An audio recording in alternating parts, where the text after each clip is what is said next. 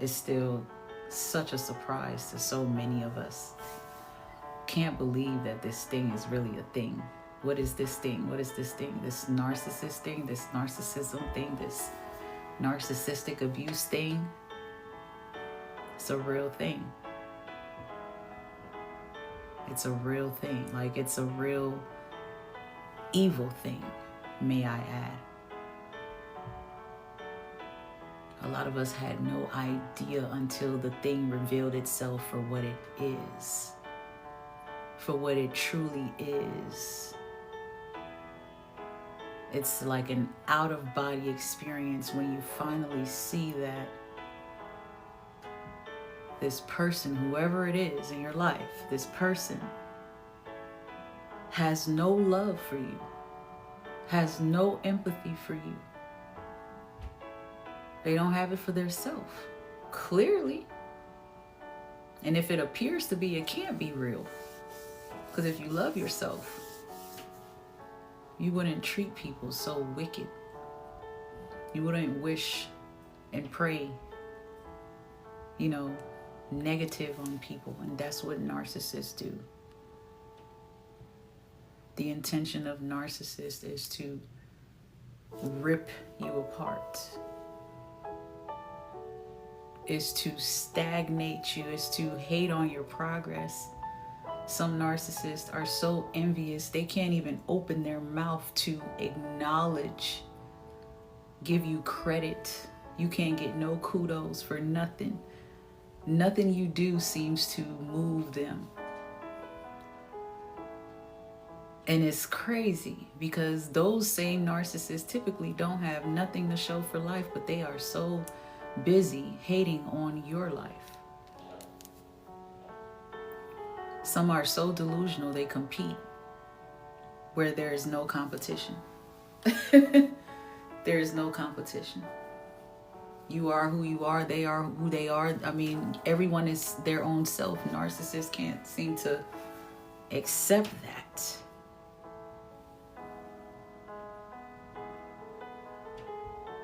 They can't seem to accept that. And a lot of us are mind blown by the fact that we've really had these people in our life and these experiences in our life. How can somebody be this cruel? How can someone be this dark? How can you pretend to be in love for so long? Like, I mean, it's just so wicked. It's a real thing. It's a real experience to be born into this. And to me, I don't think it matters whether you've been a golden child or a scapegoat. The abuse still affects everyone. Everyone suffers in these family dynamics,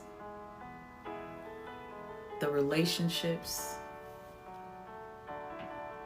The pain is just painful on every level, no matter how your situation is, because this thing is a real thing.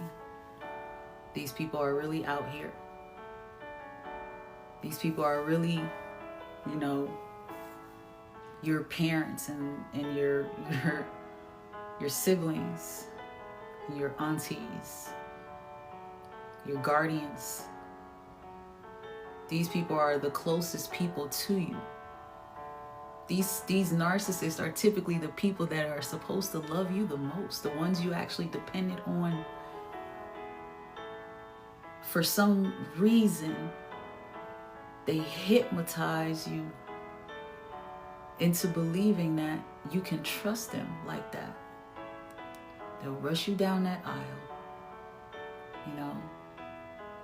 You'll stay by that parent's side, trying to build a relationship, only to find out years later. A lot of people don't realize how narcissistic their own parents were until years later. After multiple failed marriages and relationships and a lot of issues, Narcissist after narcissist, they're like, oh my God, it was mom, it was dad, it was my grandmother. This is a real thing because in my eyes, it's a generational problem. It's a generational fight. It's a spiritual war. The trauma is generational. And those same entities that tried to destroy those before you, they're after you now. Some of us, because this started in childhood and we grew up in these environments, we are so prone to dealing with these type of battles until we learn how to break the cycle. A lot of us go from scapegoats to scapegoats. we made it out of that narcissistic matrix, that cycle of abuse that you're blind to when you're in it, because you are blind to it when you're in it. You don't even know you're in it. A lot of us are so empathetic that we justified a lot of it.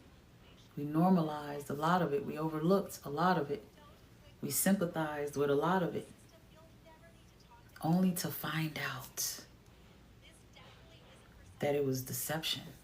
The empathy and the crying and the stories, and it was deception. It was to get your little empathetic heart and soul into the matrix. The matrix where now they kind of hijack your soul. They break you and break you and break you in an attempt to it's like they're pretty much trying to make you feel the pain they feel. It's crazy. Whatever pain they're internally feeling, whatever has pierced that soul, whatever has hardened that heart, they're trying to force it onto you. That's why it's so painful going through this, because you're fighting an energy and a spirit that's trying to force itself onto you, into you. And that's not who you are. So this whole time you've been wrestling with the DEVIL.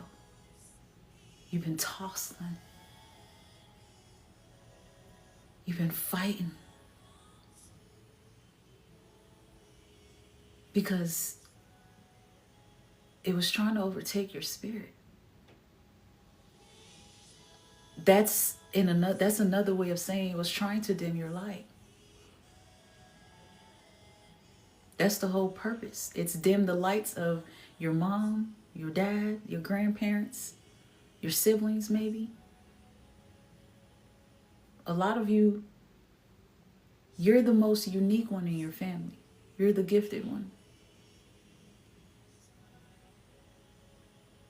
That's why it just can't seem to destroy you.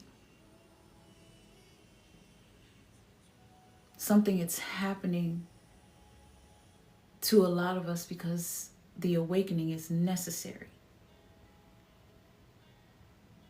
We didn't know what abuse was, so we tolerated it. A lot of it.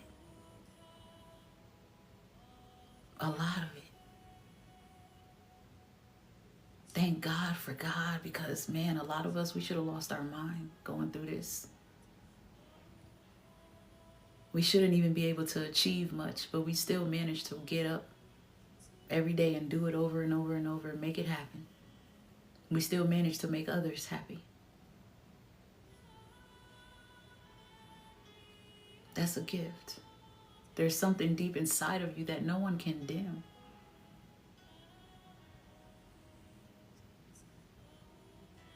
Don't let nobody make you feel bad for loving.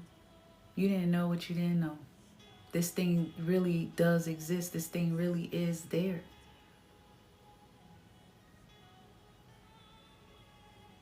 It's a real battle. Even when you're not with them. Because again, that transfer of spirit, that fight. So when you leave, you're so exhausted.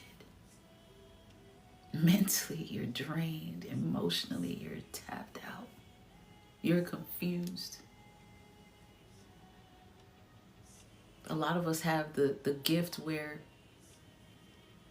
that anger becomes a fire that burns in our soul and in our heart, and we use it to find empowerment, find ourselves pushing hard into our purpose.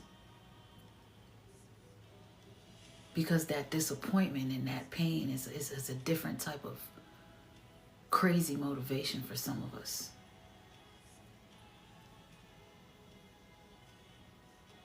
It was like, whoa, I didn't know this thing was a real thing until I got tired of dealing with it.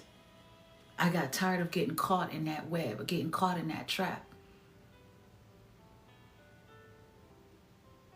I didn't know people could be like that. I didn't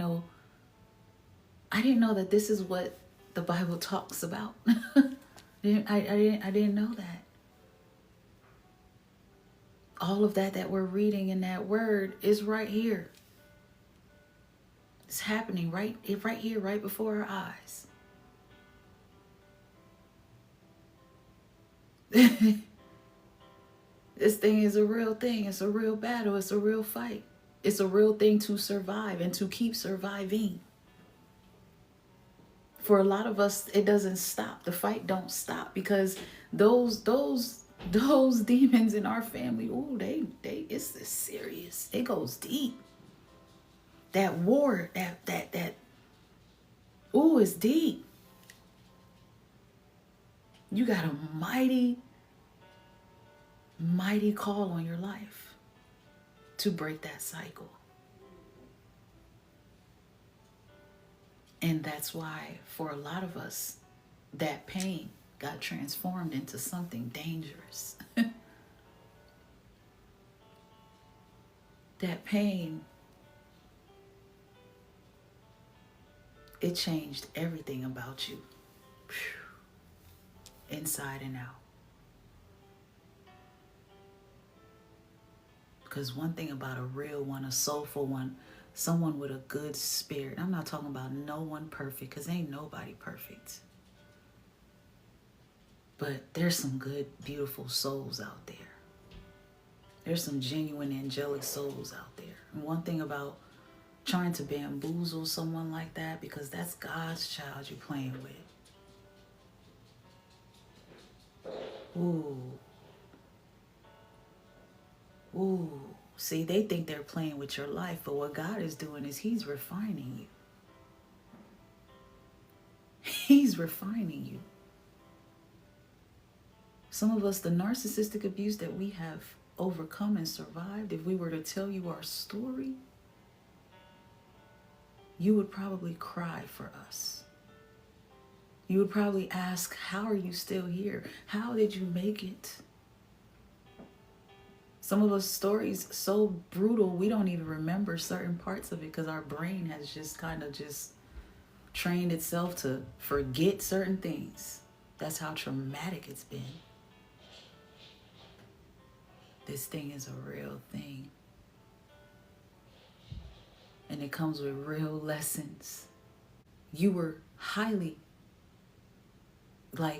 competitive, and you weren't even trying to be. You were high competition, and you weren't even trying to be. You didn't even know that's what you had walked into. You had no idea that type of situation existed. You thought you were in a relationship. Nah, you were in a whole marathon race with somebody who was trying to find ways to look better than you,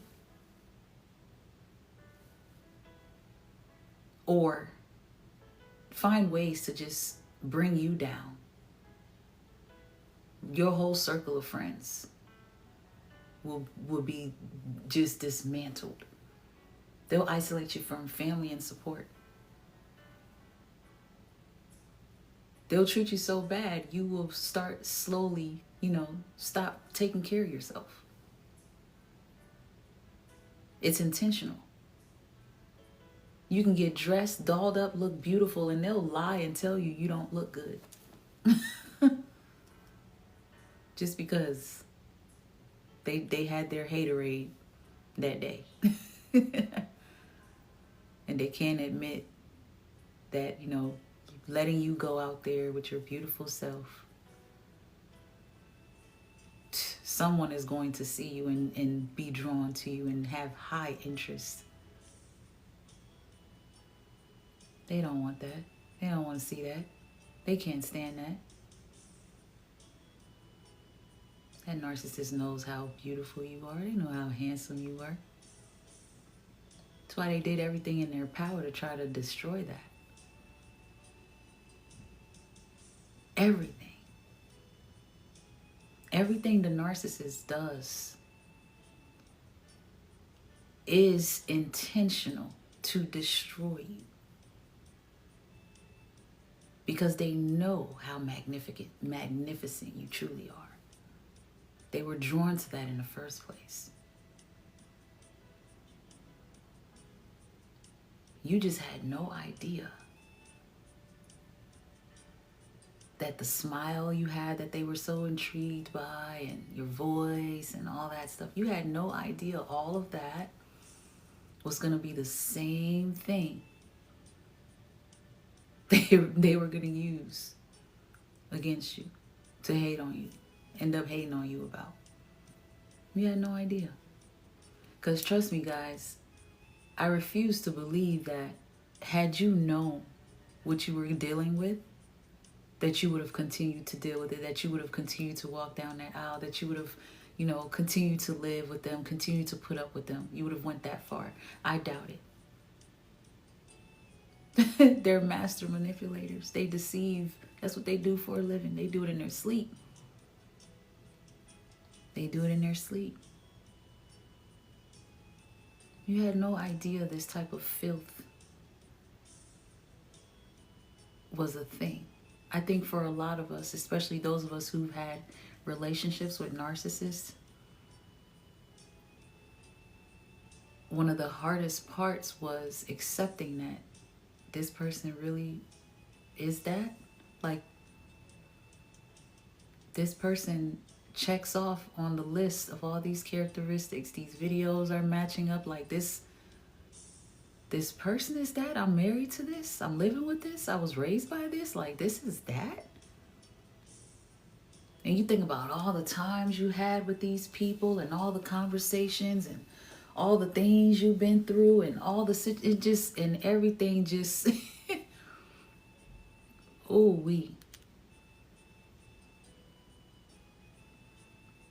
it was just a lot to accept when you finally do notice that this thing is what it is.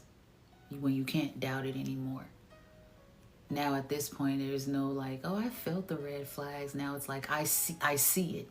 It's there. I know it's there. Like, it's a million of it. There's no denying it. Like, they're there. They're redder than red. Us are empaths, and by nature, man, we connect with people who have been through stuff. And I don't think you're wrong for that. I don't think you're stupid for that either. You guys, honestly, to me, in a very funny way, there's a lesson for both us and them. Like, that connection, I strongly believe it's supposed to happen. Every connection you have with these narcs, all the way down to that mother that's a narcissist. She's your mother for a reason. The connection is there for a reason. You guys are running into these people for a reason. Some of you went through these experiences with narcissists and it has changed your whole life. Like, spiritually, you're not even the same. That's not a coincidence. This has a spiritual lesson in it for both sides, because both sides have traumatic experiences, traumatic backgrounds. They both need traumatic healing, but only one is going to receive it. Only one accepts it. And that is you. Because you went into this trying to heal them, trying to help them. And although it feels like it backfires, it actually turns out you end up healing yourself. Because it forces you to look at your life, look at yourself. And I think that is so powerful, man. Like, I really do. I think it's just, I just never would have thought that that experience would be the catalyst for my transformation in life, as far as just freeing myself from victim to thriver, from survivor to thriver. You know, to survive narcissistic abuse is one thing, but to thrive after, it's another, because you have to really intentionally heal. You have to intentionally move them out of the equation and put you in it. Because this whole time, it's been them. It's been them and everybody else. I'll see y'all later. Catch y'all tomorrow. Keep thriving. Stay blessed. Bye, guys.